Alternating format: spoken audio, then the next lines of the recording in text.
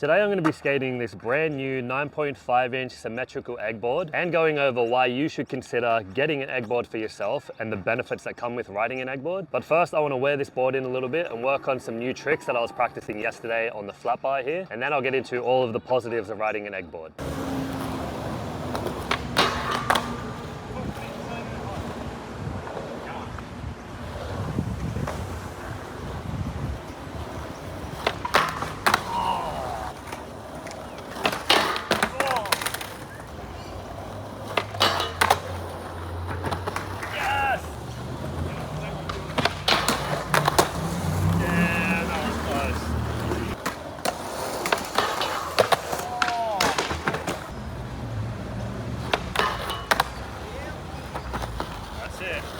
Fakie Hurricane worked out well. Now it's on to the next two tricks.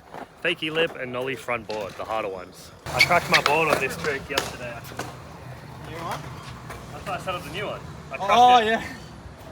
On this trick.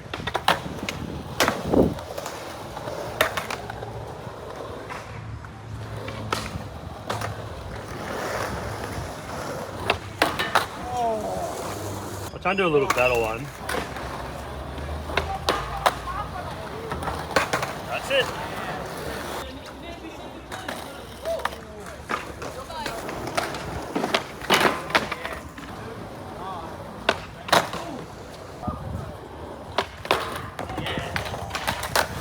We're on.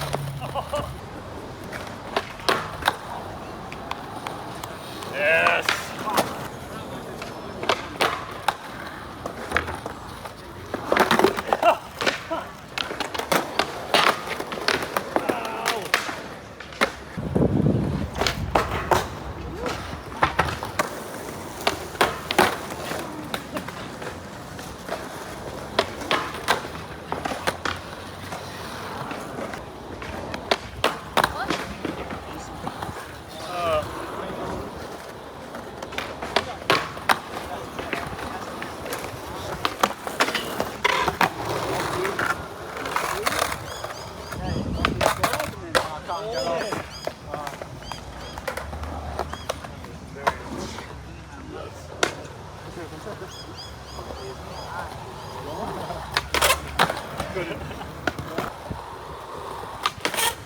Yes.